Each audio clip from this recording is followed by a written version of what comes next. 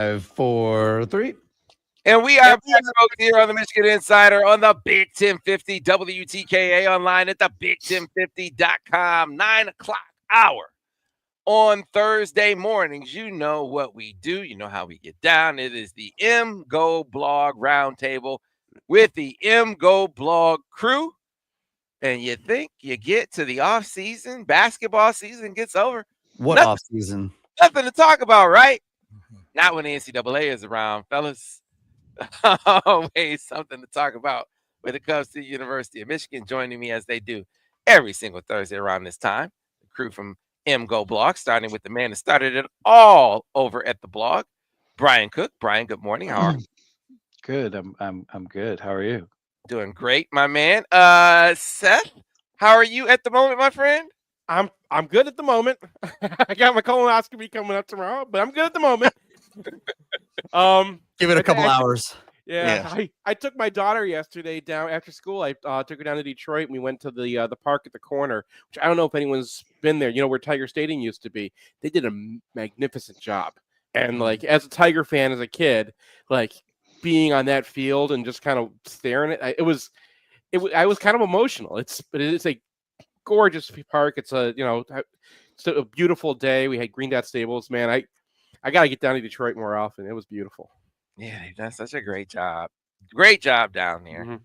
And then, of course, Craig Ross, Cleveland fan that he is, but a Detroit area transplant. How are you, my friend? I'm doing good. I'm sort of mixed between rooting for Cleveland teams and Detroit teams. I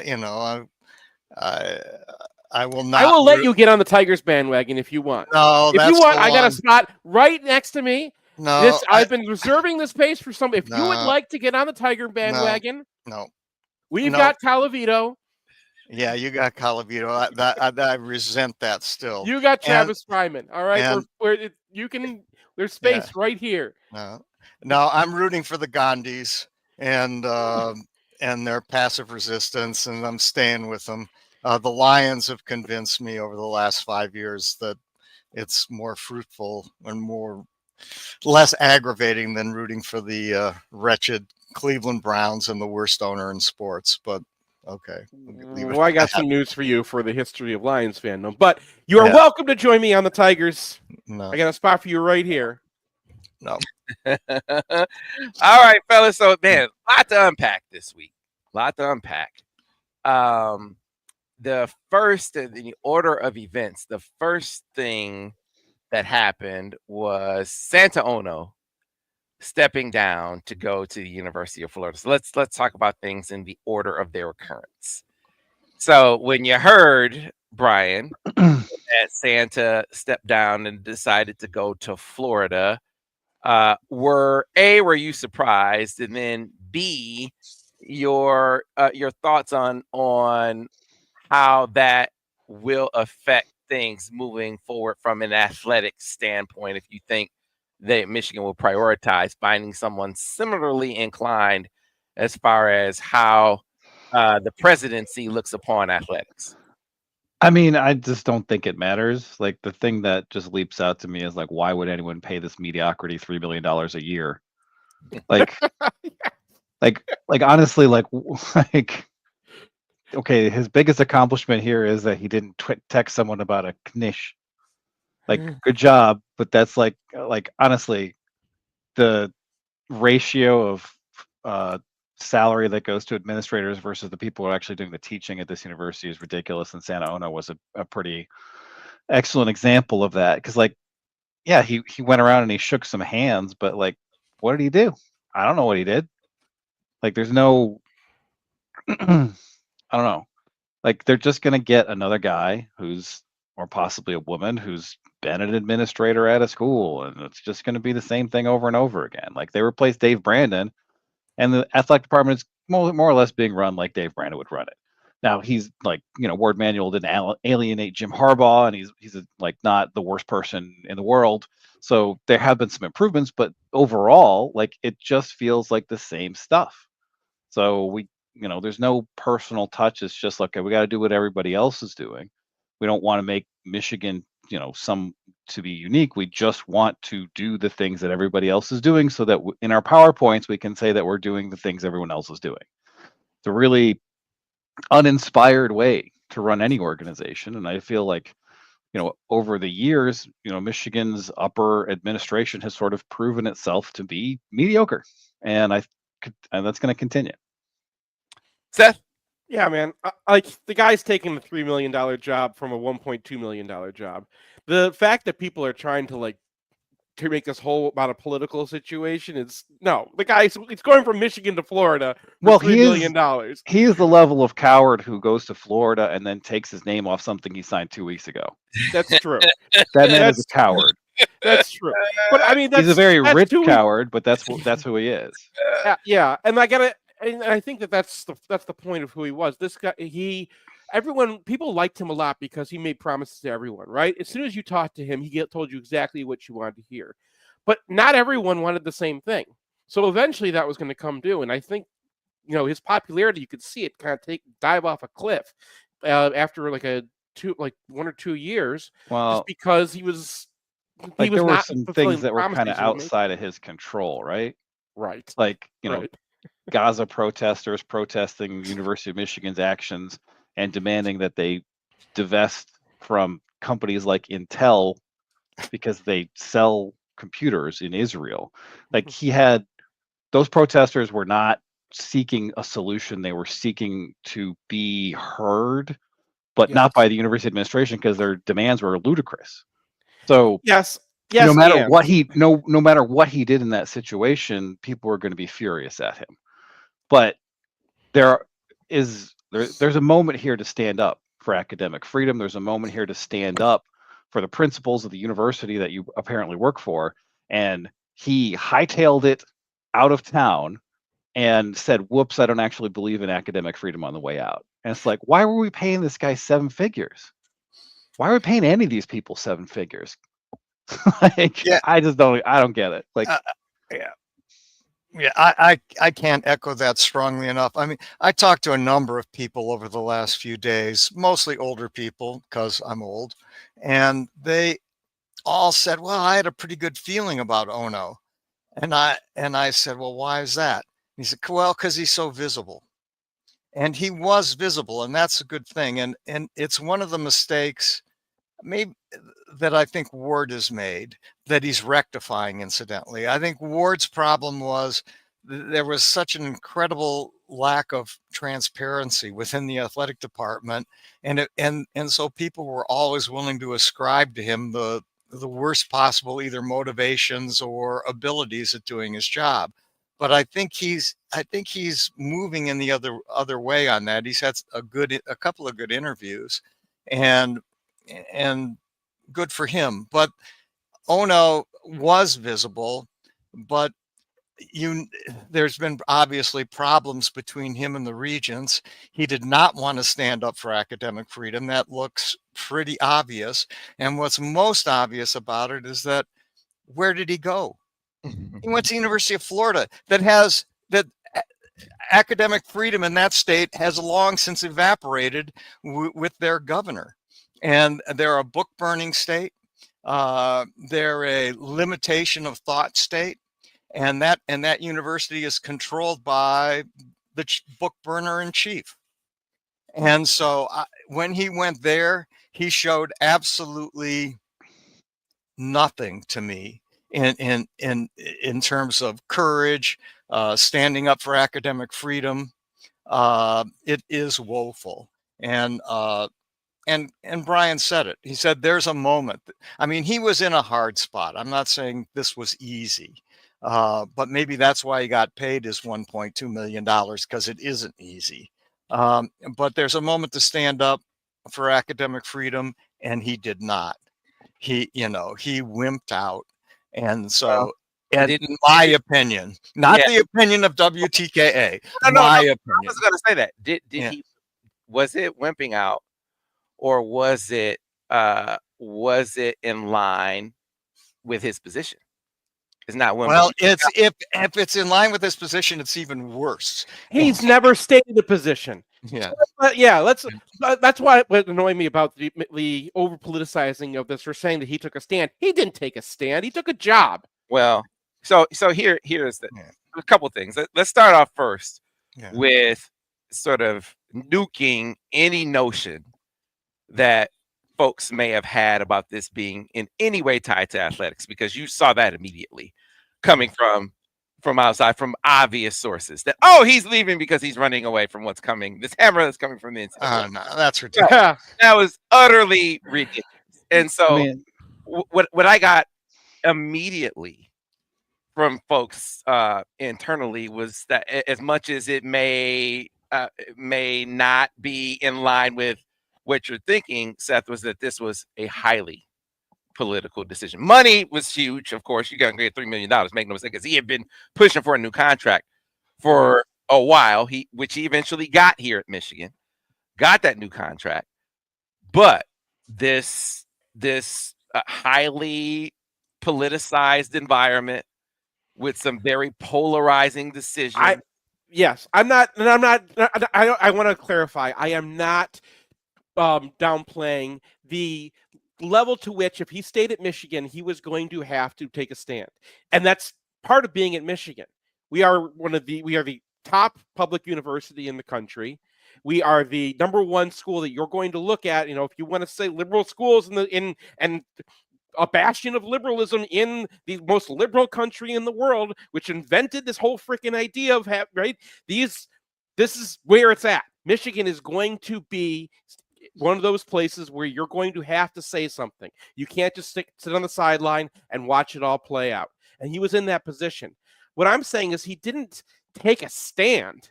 He didn't say, like, this is okay. He said, I don't want any part of this.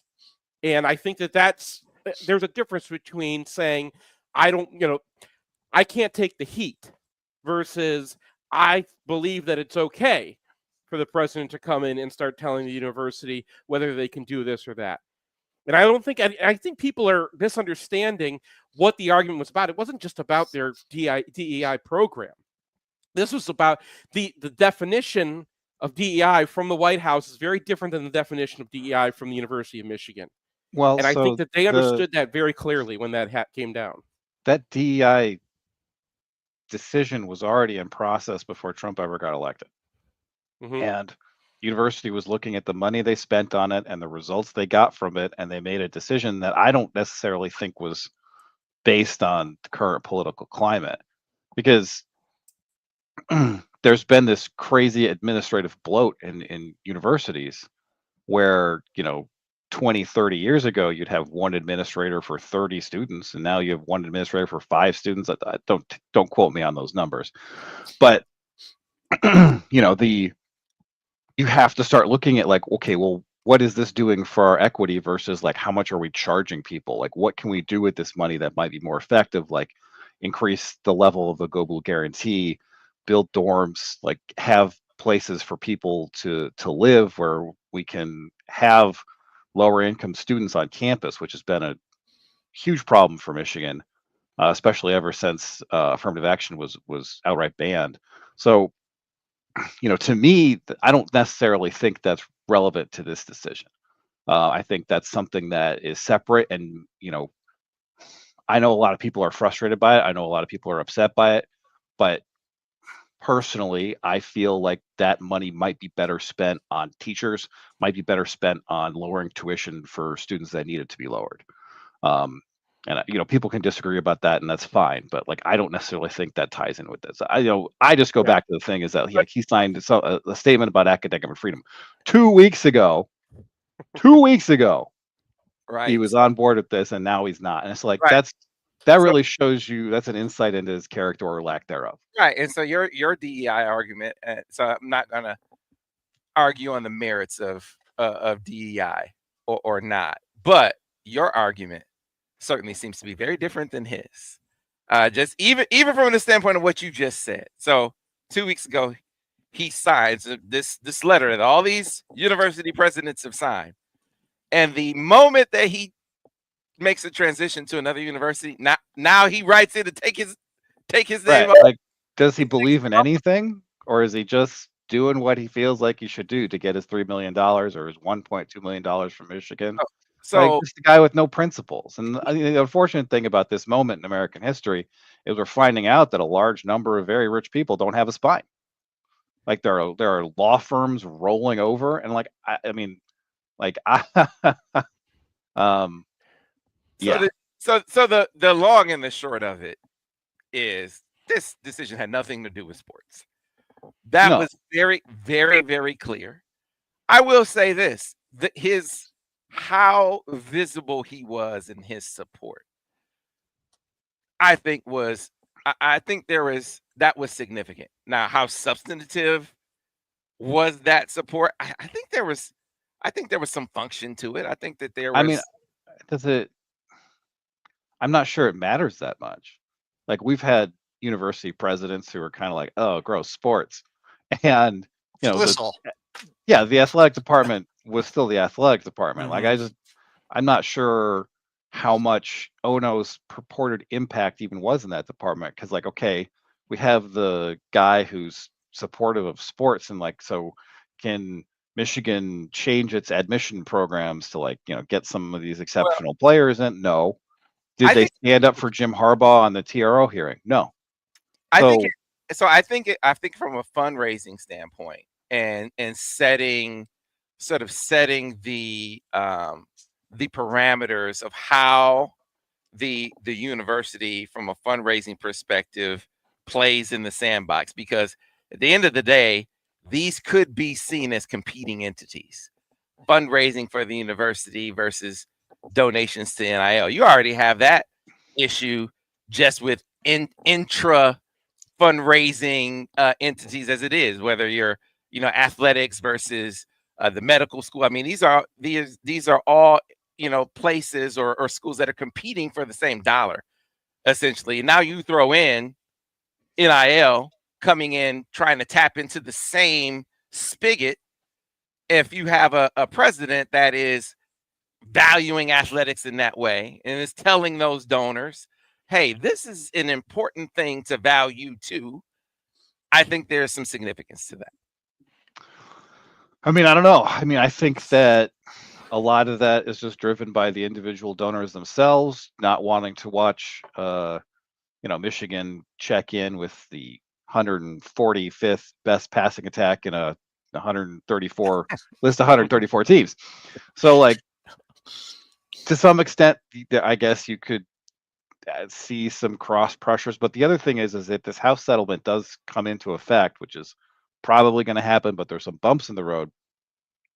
The external NIL collective might be actually kind of a thing of the past because they're going to run all these deals through an audit so that you can't just, PSG your way through like, oh, we got Emirates Airlines who wants to support, Michigan's running back.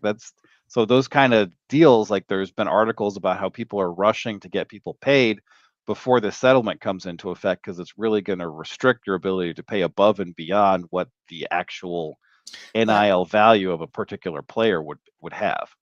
That's really interesting. So you think to some extent true NIL is dead? Or I mean, maybe. I don't exactly know. There's like part of the settlement is that like Deloitte is going to review all these deals Mhm. to make sure that they're on the up and up. Now, that doesn't mean that a school like Michigan, I mean, they probably have some people high up in, companies that might spend money on athletes, but what they're not going to be able to do is give people like $2 million for holding a sausage and being like, eat this sausage. Yeah, and then they're done. In other words, the NIL deals have to be like Livy Munn. They have to be Real. real. But Livy Dunn showing up Done, yeah. and holding the sausage, and that could be worth $50,000. Right. That's the thing. Who knows what? Yeah. But it's going to be more difficult to be like, okay, freshman offensive lineman, here's your $50,000 or $500,000 from the NIL collective. That's going to be harder to pull off. Now, I don't know, like exactly how enforceable this is going to be because the NCAA gets sued every day about everything. There's someone suing now about the 5-year eligibility clock. So at some point, Congress is going to have to step in and provide them a limited antitrust exception that allows them to enforce some rules. Because right now, the pendulum is swung so far the other way with unlimited transfers. People are trying to play college basketball till they're 37. Like there's going to have to be some sort of intervention here, and that's probably going to codify the House settlement and maybe shape it in some ways. So there's some uncertainty going forward about this, but as far as Michigan is positioned vis-a-vis like Santa Ono versus another president, I don't really think it matters that much. I think it matters now to have the conversation because obviously we have to have a presidential search, and the questions are going to come up. What are we going to value in a presidential search? And one of them is going to have to. We're going to want somebody who believes that money towards athletics is going to be good for the entire school. Because we talked about like, oh, what's the split, right? Should you do 75% academics? I mean, but like, I don't. What's the like? I don't think it matters because I think people are going to show up. They're going to be like, I want to give money to athletics, and they're not going to say no. Right? Be like, get out of here. Yeah. Right. I think it's more coming from the So-and-so. other side, right? It's more coming from the people who were getting the money before, worried about losing money to the athletic side. But I agree that it's really going to be more the donors decide what they want to give money to. As far as what you can get out of the president, though, it's hot. I mean, the NCAA is still going to exist, and it's still going to probably anytime they investigate Michigan, it's probably going to be a terrible investigation. So it's also someone who's going to navigate that. And I think that athletics, if we don't make it a part of the conversation, say what we want in a president for athletics, then it's not going to be a major part of the conversation because they have a lot more going on at Michigan than athletics. And I think you have to, while there may be a desire, I don't discount what you're saying, Brian, that you're going to have people who decide, hey, I love Michigan football, Michigan basketball, Michigan hockey. I want to give to that. There's a different level of giving now that you have NIL. So is the amount of money that people have to give finite, or are they going to give more? In many instances, it's finite. And so they have to decide, am I going to direct this money the same place that I've been directing, or am I going to split it now? And your president, whoever he or she may be, coming in and saying, you know what, athletics is an important aspect of this university, and encouraging that kind of split and saying, hey, we'll figure it out. We'll figure out how to make up this other money elsewhere. I think that is an important thing to have. And I think, that the fundraisers and Michigan being what it is, I think they will be able to make up that money. Well, yeah, I mean, all it's going to take is like a loss here or a loss there, and people are going to be like, we got to fix this. Like, right? Like that's what happened. Like everybody was like, had the gloves on, and they were like, all right, we're going to like dip our toe into NIL. And then last football season happened, and all of a sudden it's like, Yaxel, come on, let's go. So I think it'll be fine. Like, I think, and the other thing is that Michigan seemingly has a pretty good set of like revenue coaches, and I'm going to include hockey in there. For the long run, there's not going to be a whole lot of turnover, I think, in the athletic department for a minute here. So whoever comes into this new president probably isn't going to be facing any sort of significant decisions for a while. Mm-hmm. Mm-hmm. Yeah, I got Sam, it makes me wonder. Would Jordan? Maybe you should contact Jordan Acker, or maybe Seth Hood. Yes, my idea is, I mean, I want to have all of the, as much as it was going to talk about it, but I've been planning to have Jordan back on, but Mike as well. It's starting to have a rotation of this is a great time to have Regents on to kind of talk about the search process, not necessarily who they're looking at as much as they talk about the process. Well, the search process is going to be what it is every time. They hire a company, they come up with a list of names that are algorithmically approved. Yeah, but that's not really how it happens. You pick an uninspiring person from the uninspiring list. You know who should be the next president of the University of Michigan? Sam Webb. Ooh, I'm in. You know what? Personable. You know what? No, everybody likes Sam 1.2 Webb. million. Put it like this: there's a whole there's a whole. Well, I won't even say that. There's a lot of people that don't like me. Yeah, but they're all Michigan State and Ohio State fans.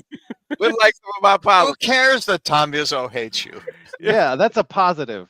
Athletic director of Michigan State, Tom Izzo, I should add. Yeah. That really it's not the way it works though. The way it works is the people who want to be candidates like have their people reach out to Michigan and say, I want this, right? And there's a bunch of like former politicians and whatnot, like names that everyone knows who are like trying to like jump in because that position, I know, you know, Santa is like, oh, I don't want to have to make a decision. But when you don't have to make a decision, that's a really plum job, that presidency of Michigan. And Well, even though you have to deal with everyone's not- had to deal with. When we were in school, we had to deal with those people on the either sides too, and politicizing the job. But like of all the jobs that you could have at that level, you know, it's like a lot of people want the job. well, yeah, it pays Yeah. 7 figures, Seth. That's Right. a pretty high salary. It's not just that; it's a high prestige position. Well, Your I name's mean, in the paper. But what they need to do is they need someone who will display a spine. And like, it's possible Yeah. that the federal government will come after the University of Michigan and try to take funding away from various things. And you need to stand up. You need to be like, this is not right. This is not what we're doing. And the Michigan community will support you. Like, I get a little letter from Michigan every year being like, hey, would you like us to give us more money on top of the tuition? And I'm always like, no, Well, I do not want to do that. But there were definitely faculty that were a lot of faculty were advocating for Michigan to take such a stand. But again, was that in line with the president's position? well, no, I mean, that's clear now, right? Right. Like he said Exactly. some things because that was the position he was in, and then as soon as he had an opportunity, he decamped for, as Craig accurately stated, a state that is like you have to be a Quisling to go work at the University of Florida right now as their president. Absolutely right. Yeah. Absolutely true. Quisling is the right word. So And- I mean, this needs to be said that it's not just words whether Michigan stands up or not. They have an incredible amount of this university. A lot of it is funded by, research grants, and that's not Michigan that caused that. The government came to Michigan and says, we want you and your abilities to, work on things like cancer for us because Americans don't like cancer. And this was they asked us. Apparently, and they're about like, 30% "Go of the take care of it." population does yeah. Well, it's pro cancer. I didn't say everybody, but the majority of Americans wanted to have this kind of taken care of for. And there's a lot of technology that's been directed from the federal government, and it comes down to Michigan. And if that gets pulled overnight, that is a devastating thing to the university. Absolutely devastating. They don't have the financial way to handle I mean, it. the It's- realistic thing is that this is going to happen, but it's going to happen whether you stand up or not, because these people are destroying every institution in American society for their own purposes. I do not understand what is going on, like why anyone would single out like the Park Service, which makes money. They spend $4 billion a year and they bring in $50 billion, and it's like we need to cut this too. I mean, government is currently being run by morons, and that is going to impact the University of Michigan whether you stand up or not. So stand up. Right on. Right on. Truer words never spoken. So anyway, get Jordan Acker on. I mean, I'll give Jordan Acker one piece of credit. I think this was at Seth's urging. He called me one morning about 6:30 a.m. I was asleep, and I thought, what the hell is a regent calling me for? And he wanted to argue with me about about the TRO. And I said, and we got into it. And I said, no. This TRO is getting granted with Harbaugh. I know it's getting granted. I know the attorneys involved very well. You got Harbaugh's attorney, I'll name him, Bruce Wallace, probably the best attorney Ann Arbor's ever had. And the people working with him were smart, and they were all confident. And we all knew the judge too, and we knew what was happening. And Acker and his group was was apparently terrified somehow about going forward, which I could not figure out. However, bigger deal to me was the fact that Acker called me to argue about it. And I thought, okay, that's a real thing. This is a real guy. So get him on and see what and see what he says. I had Chiron on several times. Yeah. So, I want to make okay. I want to make a point before and then we can be done with this conversation. Is when I was talking about like the real devastation that it will cause, and Brian's right, it's going to happen regardless because of who it is. There is a power relationship here, and just doing it on our own is not going to have the same effect as if we can get as many other universities involved as possible. And right now, like it's been in the news that the faculty are all signing on to this. I don't think that the faculty have the kind of power that the administrators do. And that's who you're going to need. So you're going to not just need a president for Michigan when they're talking about who's going to be that, because this is going to come to a head. And they are going to have to fight this. And what happens when you get in a fight is the one with more power has more likely chance of winning. And the way that Michigan is going to increase their ability to do something about this is to have other universities involved. So you're going to need not just a president of Michigan, but someone who's going to be able to get the other Big Ten universities and other schools to sign on and actually present a united front to the point where it actually is going to hurt to do what they're going to do. And that was where I was coming from there. Gotcha. All right. So that was the first part of the week. The second part of the week, and we'll discuss this on the other side of the break, was the ESPN report that said that Michigan has decided to suspend Chiron Moore for 2 games next season, self-imposed punishment, and in response to the notice of allegations in the Stallions case. More accurate to call it a proposed punishment. They have not rendered a final verdict, a final decision on a punishment. But your reaction to that proposed punishment, we will get to that on the other side, fellas. Your take and what direction you think the NCAA is going to go in response. We'll get to that on the other side here on the Michigan Insider MGoBlog Roundtable on the Big 1050 WTKA, online at thebig1050.com. Clear on the radio. So maybe the NCAA can do right by Michigan for once, or in this, by bringing Jamal Crawford back for another season. Now that,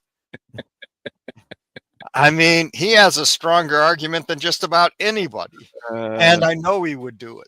I know he would come back. So bring back Jamal Crawford. Free Jamal Crawford. That's what I say. Yeah. All right. So let's see. Get to some of these messages here.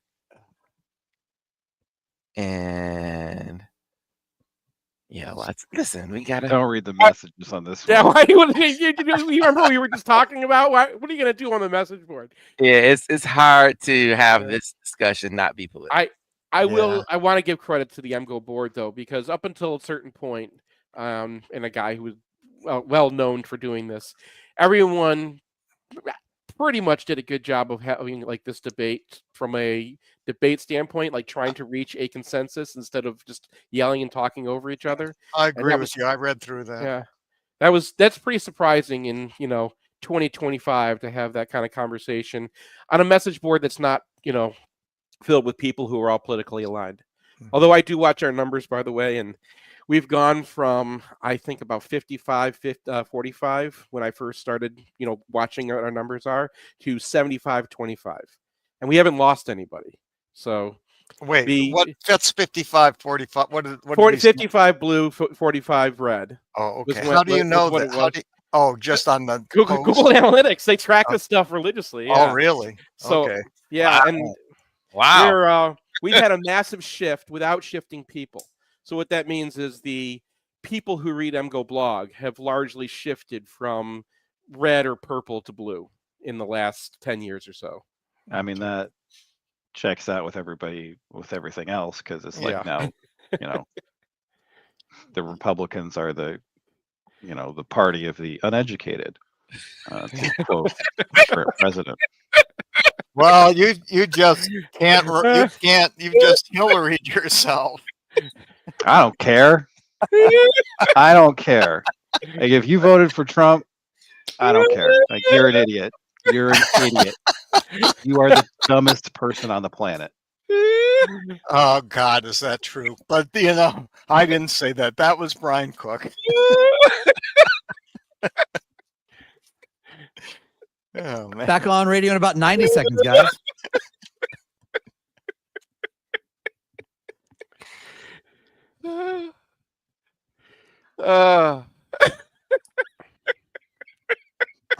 Like, we already did it once.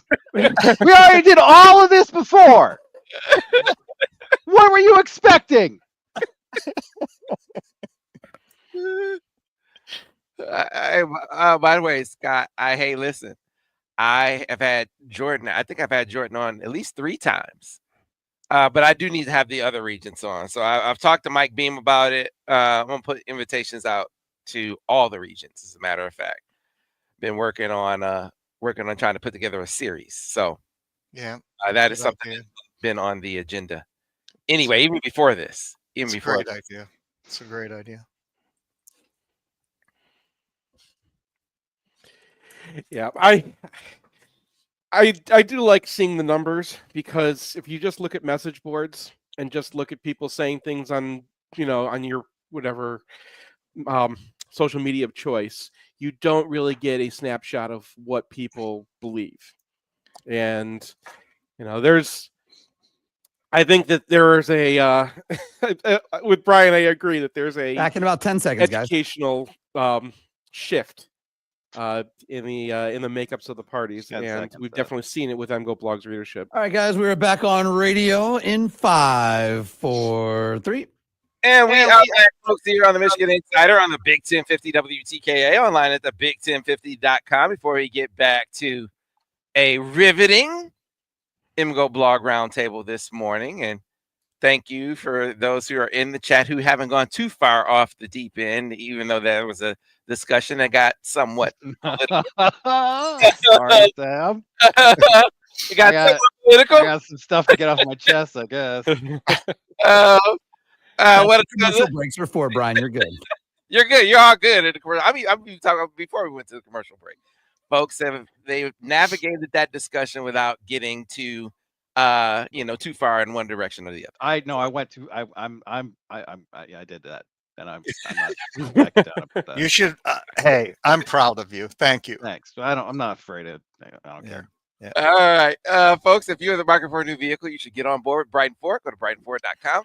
Call 1-800-NEW-FORD to make it out to the lot at 8240 West Grand River Avenue in Brighton, Michigan. That's where John Cuter and his great crew will take great care of you with deals that can't be beat, like the one on the 2025 Bronco Sport Big Bend, $328 a month, $3,500 down, or $421 a month with $500 down. Or how about the 2025 Ford Explorer, $377 a month, $3,500 down, or $467 a month with $500 down. And last but not least, the award-winning pickup, #1 truck in America for almost 50 years running, the 2025 Ford F-150 XLT, $257 a month with $3,500 down, or $389 a month with $500 down. For those and other great deals, get on board with Brighton Ford. We're going to BrightonFord.com. Call 1-800-NEW-FORD to make it out to the lot at 8240 West Grand River Avenue in Brighton, Michigan. So with that, folks, guys, let's get back to the discussion. This time, though, shifting over to the latter part of the week.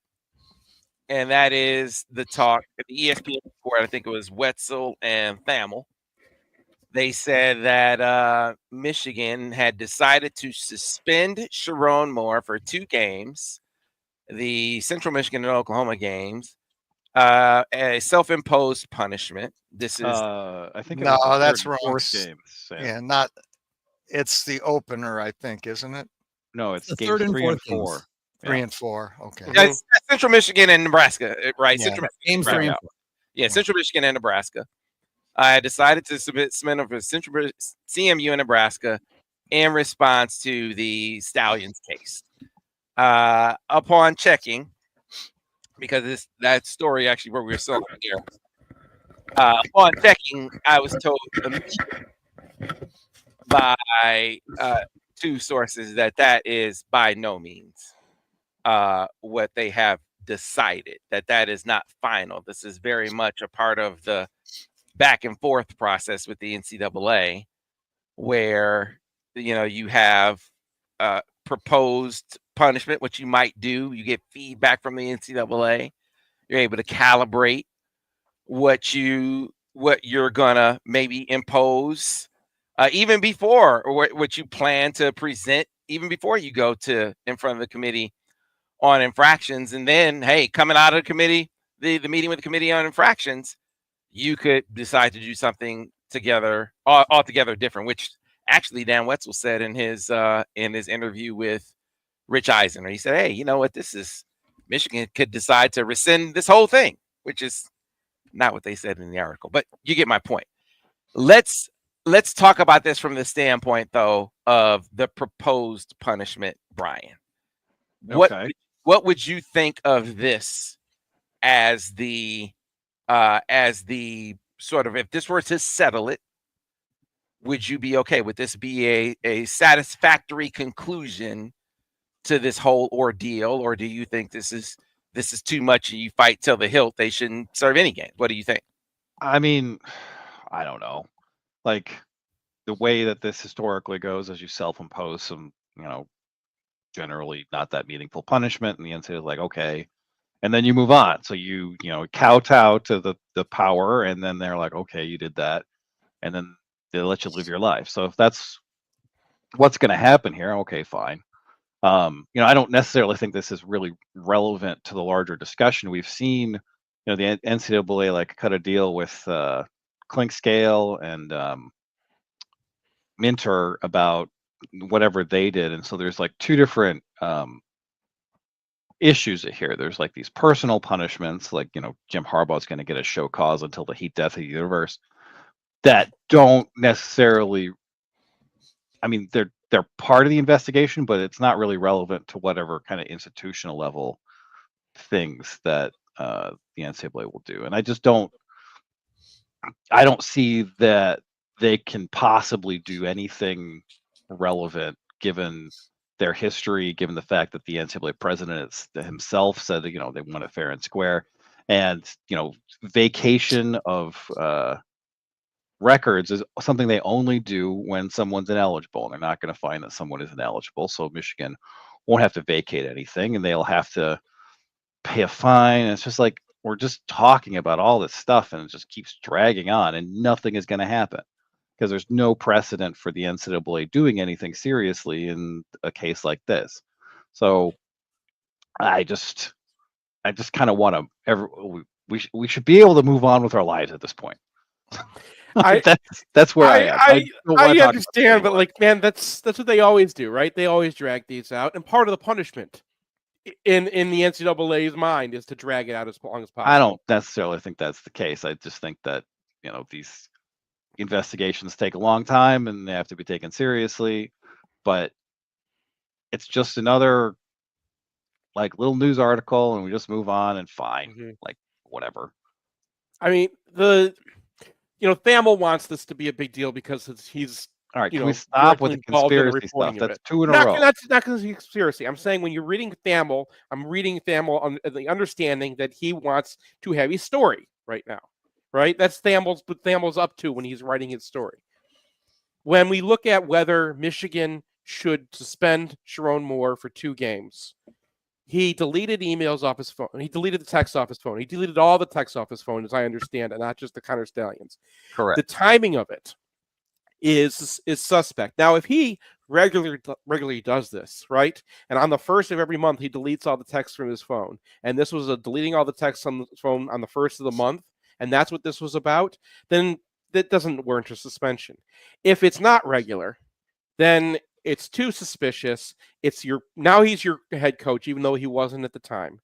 And even though, yes, he would have known they could recover all the text, that deleting it, whatever it is, it still looks bad. And part of this is that part of the job that he has now is to not have it look like he's trying to hide things, right? Is to demonstrate for everyone that transparency for power is a massively important thing.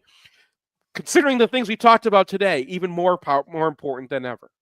So I think that it does warrant a suspension. I looked into this. The NCAA does not allow you to do the Urban Meyer suspension anymore, where you just, doesn't show up for the game, but is there the whole week. So it would be he would be suspended from the, the game plans and everything. And Nebraska's going to be a big game. Nebraska's going to be a better team this year. So it's not a nothing punishment. I think that it's fair given the climate today, the responsibility that he has, and most importantly, transparency is important. You can't, delete texts. You have to have, if you're a public official, you should have this information available all the time. Now, like I said, if he does it regularly, it's not a foul. Then they're just then that's just a witch hunt, right? And then they're just using something that sounds bad when it really wasn't. But if he did this, whatever. I know that he knew that it was still existed. It shouldn't be a massive punishment, but I think 2 games is fine. Yeah, I mean, as a pragmatic matter, the issue to me is who leaked this. I mean, is the leaking coming from Michigan? Is it coming from the NCAA? If it's coming from Michigan, fine. Take your 2-game suspension, move on. Excuse me. If it's coming from the NCAA, then take your two-game suspension. If it's Michigan leaking it and the NCAA is saying, that's, we're nowhere near that. Then it's another matter. And I would suspect that Chiron isn't going to like it. I think Sam has said as much, and that he's not going to agree to that. Look at it this way. Let's say James Franklin deleted all his texts, and somebody came in and said, hey, you deleted all your texts. He said, so what? What's the crime? And of course, there isn't one. Well, to me, it's sort of the same here. Chiron deleted texts, which were later recovered, and apparently, as far as we know, showed nothing. So what? What's the crime? What is the crime here? The crime is sign stealing. Ain't a crime. And so I'm having a hard time with even the 2-game suspension. But if it gets rid of it, and this is what's the NCAA is floating, okay, fine, whatever. But I have a hunch that's not what's going on here. I have a hunch that somehow Michigan is floating it, and the NCAA is saying, no, wait a second here. You're going to have to do more than that. And so the facts are everything, though, as Seth points out. If in fact this is just a routine dumping of texts, and that's all that's going on, then it's really an absurdity. Yeah. The floating it to what end, though? I don't think that if you're Michigan, what are you trying to if someone from Michigan was floating it as some sort of trial balloon? Yes. A trial balloon to what end?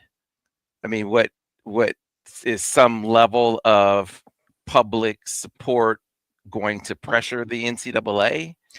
No, I think they could be floating it just to see how does it play with Michigan fans? How does it play with, others, within the Michigan community to see how it goes. But, Does that, I don't know. Why is it being leaked at all? Because obviously someone is. True. And getting to the bottom of that is certainly something that would be a priority for me, and trying to discover the motives there, because it has certainly been a nuisance, if not a problem. But in this particular instance, it does not jibe with it does not jibe with what I'm hearing as far as the principles involved in the actual process. The need to float this part of the process at this point in time. Float this kind of detail. What I sense is what you said initially. There's this, you have the merits of what was actually found versus being pragmatic. We can get it over with. Right. Now, if you're Chiron Moore, just putting myself in his shoes for a moment, I think he's thinking, I delete my texts. I didn't delete Connor Stallion's texts. I deleted my texts. Right. Months and months of texts, period. Now I didn't just go through and say, "Oh, these are all my texts from Connor." That's not what happened, right? And so after I deleted all my texts, I said, "Oh wait, they want my Connor Stallions text." I went and I recovered the Connor Stallions text before they went and they had to do all their imaging and all of that they say they were doing. And there's an optics thing that's making it as bad as it may be, and people may say it is. There's the optics of people making it seem like I went and deleted Connor Stallion's text, and then you had to hire some investigative firm to come and recover them. When what really happened was I deleted all my texts. Then I realized, okay, this is an error. Let me recover the Connor Stallion's text, which they were. You got them, and then you saw it, nothing was there. Hey, why am I being suspended? Why am I being That's exactly it. I mean, you just hit it. And so the only reason to do it is to get it over with. Right. That's it. And I think that's the view from on high as we get out of here is, the view on high is, hey, to get this over with, they want their pound of flesh, they want to, set a standard. They say there's a process to this. You don't delete text. Hey, 2 games would maybe get us out of here. If it does, then if it gets it over with, then maybe it's worth it. But we're out of time. We can pick this up next week if it's not over by the I just want the point of my whole thing is I want the facts, right? Let's get those out there because this is not the facts. This is what's coming through the NCAA from the league thing, right? Like, give us facts. All right, we got to get out of here, folks. All right. See ya. We'll see you next time on the Michigan Insider on the Big 1050 WTKA online at thebig1050.com.